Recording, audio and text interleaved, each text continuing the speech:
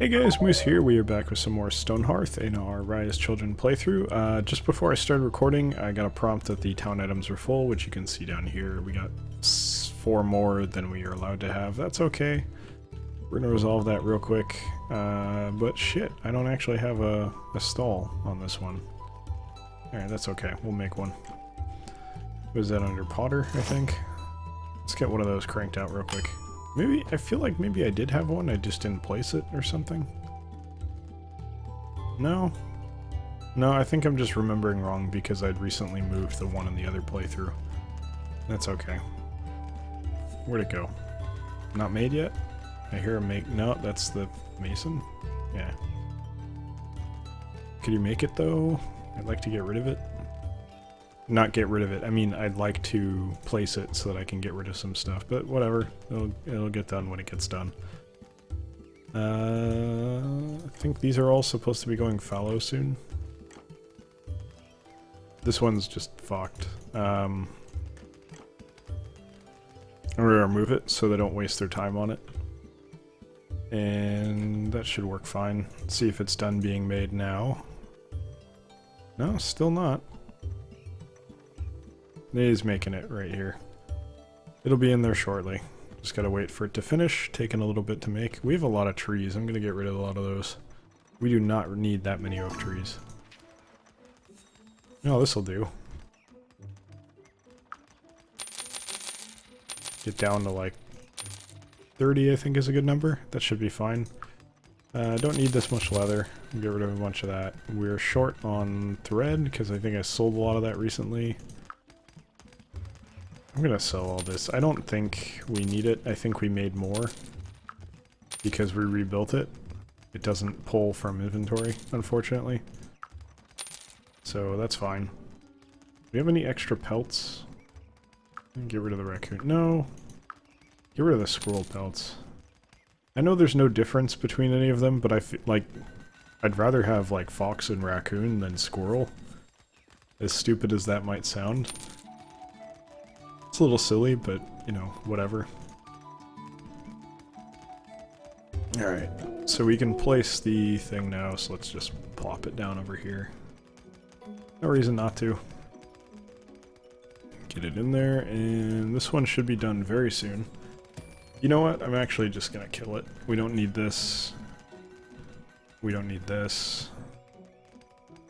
And I think we'll leave the rest, because there's a lot of stuff in these, so we'll let these go.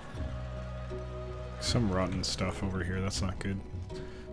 Mostly we're gonna let people haul right now because it's mostly gonna be about getting stuff over here. Don't know. I feel like it would be good to build off of here.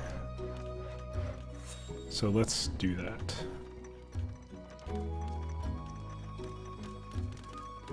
That is infuriating. But this will work. If I go out by 6 on each one. And then do this.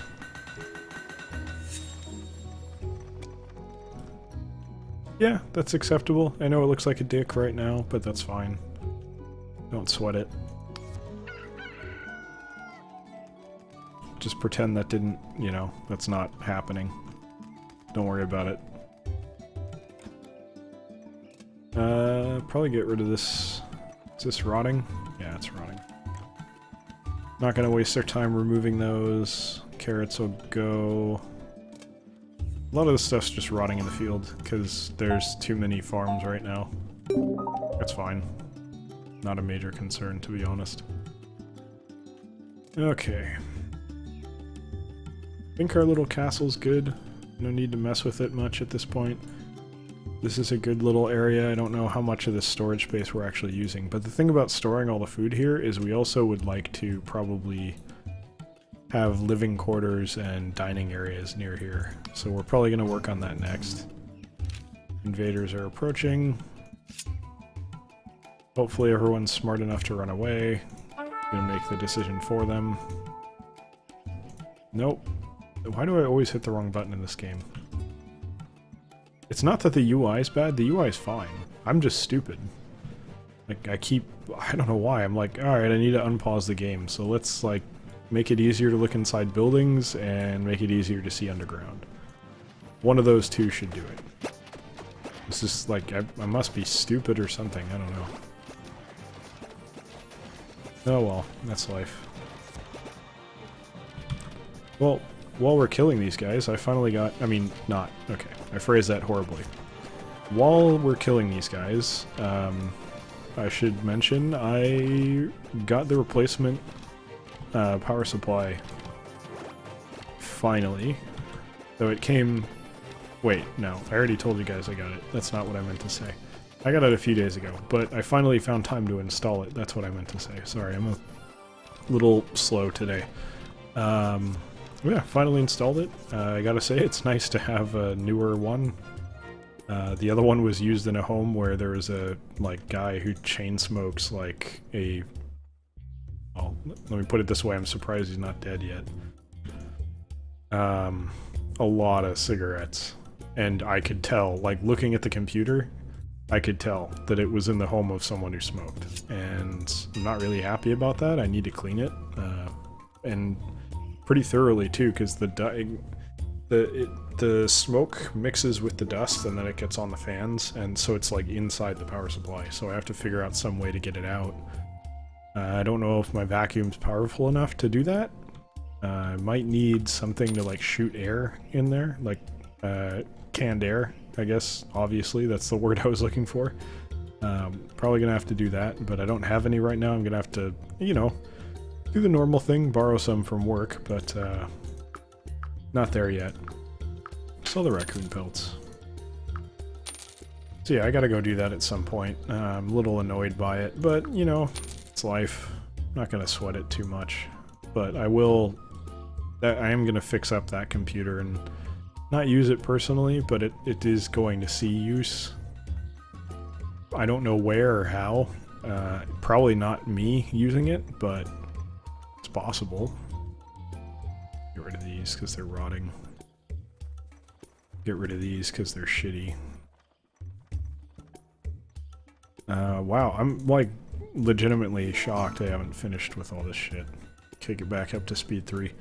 Yeah, so I installed it. It's nice to have a modern, non-smoky power supply in there, because having the fan run with all the smoky dust on it kind of, you know, for lack of a better way of putting it, I feel like pollutes my home. I don't really like that, so this is good. I'm pretty happy having the new one in there. Hopefully it'll last. It's not going to shit out on me like the other one did, but honestly, I trust the company that made it. I know I had one fail on me, but the reality is, and I think I discussed this before, it's not... If you have something fail on you, you shouldn't just assume that that means that particular company is bad. That just means it's luck of the draw and you got unlucky. It's not anywhere near as simple as saying, oh, well, if theirs failed, then it's a bad company. Because that's really not what's happening. You are always going to have an incredibly small sample size. And, you know, for power supplies, for example, and, you know, now that I've gotten a good one, now that I'm defending them, I will say mine is Corsair, who I've never, ever had a problem with before, and I've had several, many of their products, including my keyboard and the mouse I use at work. They're a good company, and they make good products. And you know what? No matter how good your product is, no matter how good you are at making it, sometimes it's going to be bad. And there's a margin for error that exists with electronics, and that's just that's life. And you know what? This is fine because they make it very easy for you to deal with it when there is an issue. Is it frustrating that I didn't have a working computer right off the bat? Yeah. Having dead on arrival hardware is frustrating because you think you're going to have a working piece of hardware and you don't. But it's not like they did that to fuck me. Like, they didn't do that to mess with me or anything. It's just I got unlucky. These things are highly complex pieces of technology, and sometimes they're non-functional when they get to you. And that's okay, as long as the rate's pretty low. And I will say, given that I've bought maybe 10 or 20 different Corsair products, I think that was only the second or third power supply, but everything else was like... Oh right, I forgot I posted them up here. So why were they over here when I called them over? That was weird. But yeah, I will say that most of the Corsair products I bought are like not power supplies. They're mostly shit that's really easy to manufacture, like a keyboard or a mouse or something. And you fuck up a keyboard or mouse. And by the way, actually, technically, my mouse did arrive. I forget if I broke it or if it arrived broken.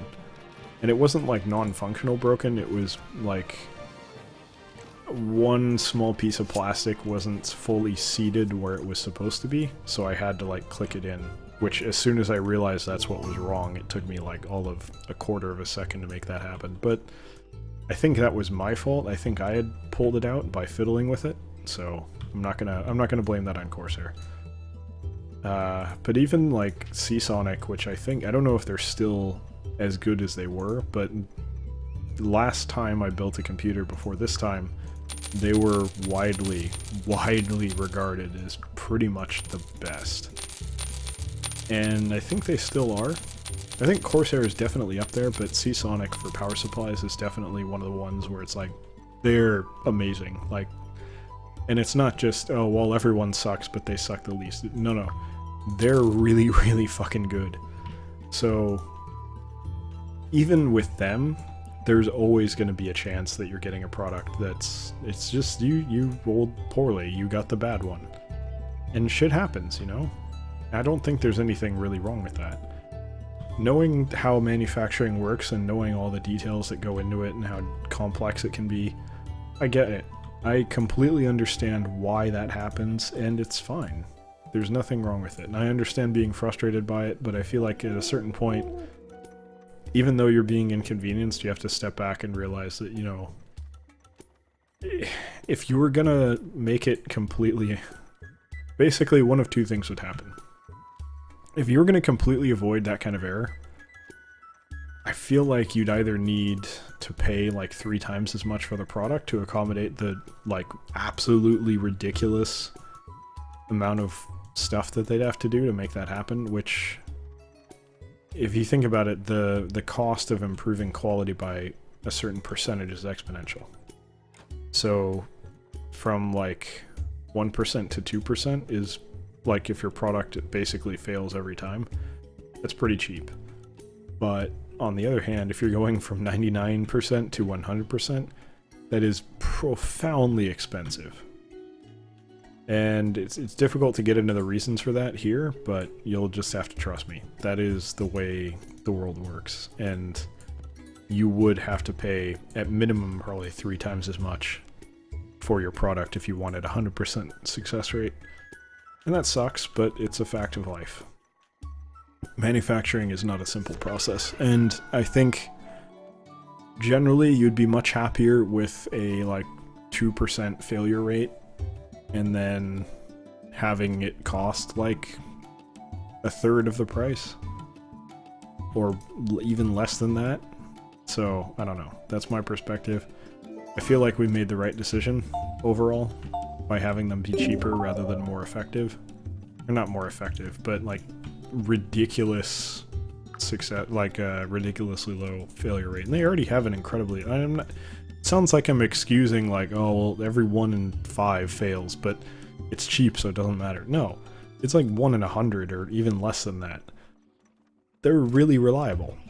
And by the way, the one that I bought, I think... What is the smoky one? Is it Cooler Master? Give me 1 sec, I'm gonna check real quick.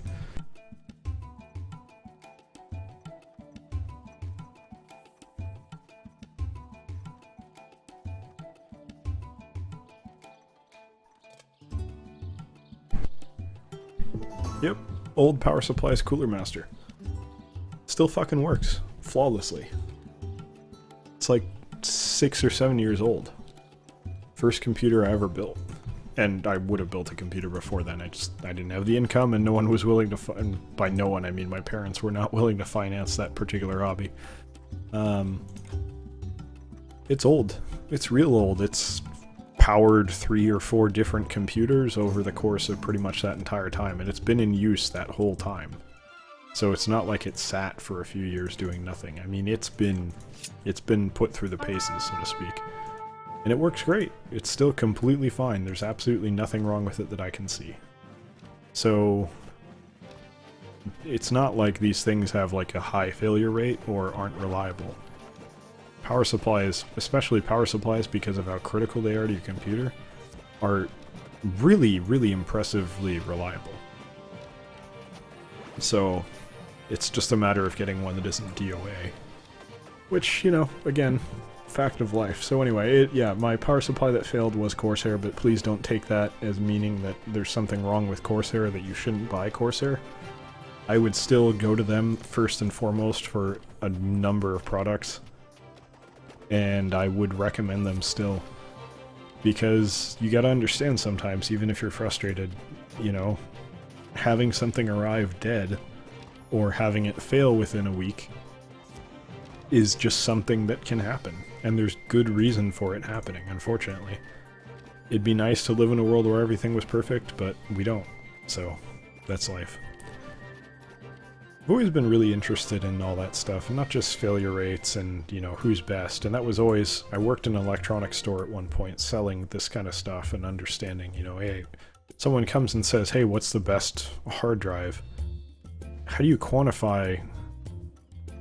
I mean, unless you're looking at, like, really detailed industry reports where someone bought, like, 10,000 of each hard drive and saw how long each of them runs for, like, 5 years. So 5 years now it's outdated and you need to look at the new ones. It's really hard to tell which one's the more reliable. And I always had trouble with that. I'd always, you know, someone say, hey, should I get Corsair or should I get Seagate? Or out of wood. Or sorry, why did I say Corsair? Should I get Western Digital, or should I get Seagate, or should I get Toshiba, or... I forget what else we carried. This is sort of at the beginning of SSDs, so I'm mainly talking about traditional hard drives here. I always say Seagate, because Seagate's what I buy, and it works. I've never had an issue with them. But the problem is people... The other issue with that, especially with hard drives, is... From my perspective, I know what I'm doing with a computer. I can build my own computer any day of the week. You give me the components to make one and I will make it successfully every time. And I might fuck up, usually plugging in the power supply to the processor. But I'll get everything done within a day, generally. Less than a couple hours I'll have it done. I'm pretty good at it. I understand what's happening. Not very good with Linux. I want to get better at that. I want to learn Linux. But you know, if I'm putting together... I can install Linux.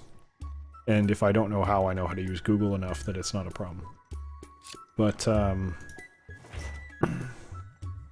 I just... No one... Like, not no one. What am I saying? A lot of other people don't necessarily have that expertise. And I would say, absolutely, a lot of other people do not have that expertise. So the problem that you run into... in saying, well, hey, I had Seagate and there's no issue, I'm not mistreating it. So if I'm recommending something to some guy and he's gonna like go hiking with his hard drive or some shit and like have it bouncing around in his backpack, not secure it, not insulate it at all, not give it any shock absorption, and I tell him it's reliable and then he treats it like shit and it fails, he's not gonna think he fucked up. Even if he recognizes that he fucked up, he's not gonna admit it. You know? So, it was always sort of a weird, like, everything I said had to be like, well, I've had the best experience with Seagate, but anything can fail at any time. That doesn't necessarily mean there's anything wrong with the product. And then now I'm in like a 5-minute explanation minimum about, like, how tech works and how manufacturing works, and like, look, just because it's the most reliable doesn't mean it's perfect, and that's fine. There's nothing wrong with that. That doesn't mean that all the products are of shoddy quality. That's not the situation. So I wind up having this whole extended conversation about, well, it's not like that, it's like this, and blah blah blah, and I guess the point that I'm trying to make is it can be very difficult to sell people things. because there's a lot that goes into it, and people don't know what the fuck they want or what they're talking about. And that's always been a frustration of mine. Because more than anything else, technology is where I'm kind of like, well, I know how to do it. How can you not? And it's hard for me to internalize that other people may not be as knowledgeable as me, which isn't to say that I'm even an expert. That's not what it is at all. It's just, I'm sure you're aware, if you know anything about technology, you know there's a lot of people who have no fucking clue what they're doing. And there's some people who are really impressively knowledgeable despite not really being involved with it, and they... What the fuck did you do? What are you doing? Why would you do this? I mean, this is an interesting experiment to see what happens when that tree grows, but did you, like, not? Okay, they're fighting. Good. Alright, everyone's in position, shockingly. It usually doesn't happen. So we'll just let it run. Don't even need to look at it. Okay. Alright, well, I'll try to remember that those are there, but I'm probably not gonna.